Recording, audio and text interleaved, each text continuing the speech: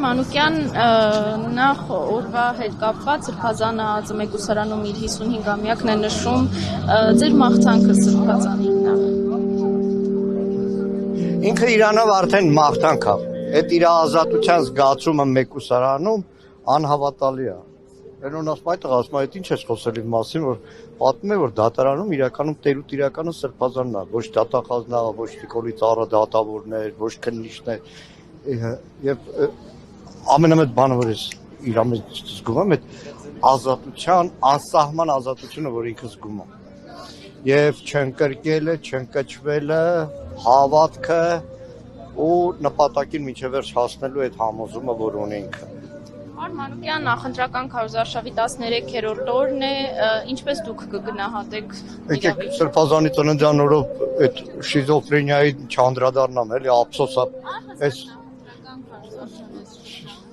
զզվելի, ուղղակի զզվելի իշխանությունը, որտեղ բովանդակային հարցեր չի կարող դնել։ Դրա համար է շիզոֆրենիայի հասկանումը,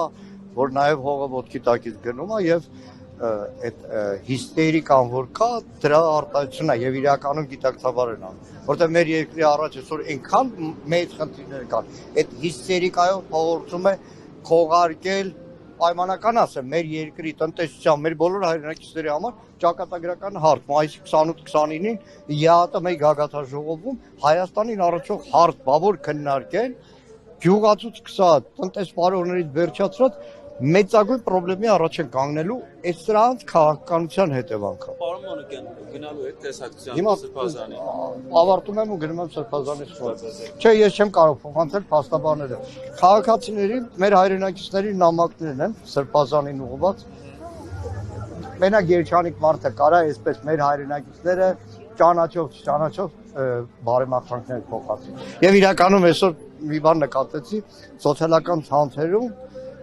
գրեթե տիրապետողը Սրբազան է, իր նկարները, ամեն մեկը իր հուշերով Սրբազանի հետ։ Պարոն Մանուկյան, եւս մեկ հարց է,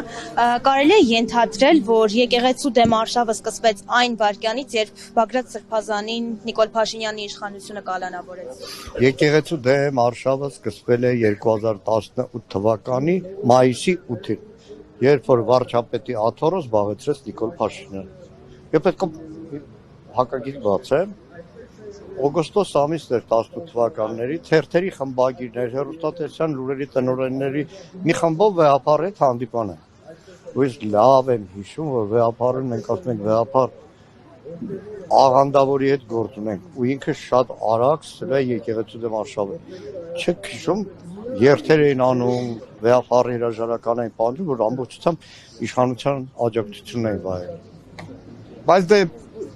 դրա նման բոլշևիկներն են եկել կորել, դա էլ կկորի, կմոռացվի, նույն 20-ականներին մայրաթոռի դեմ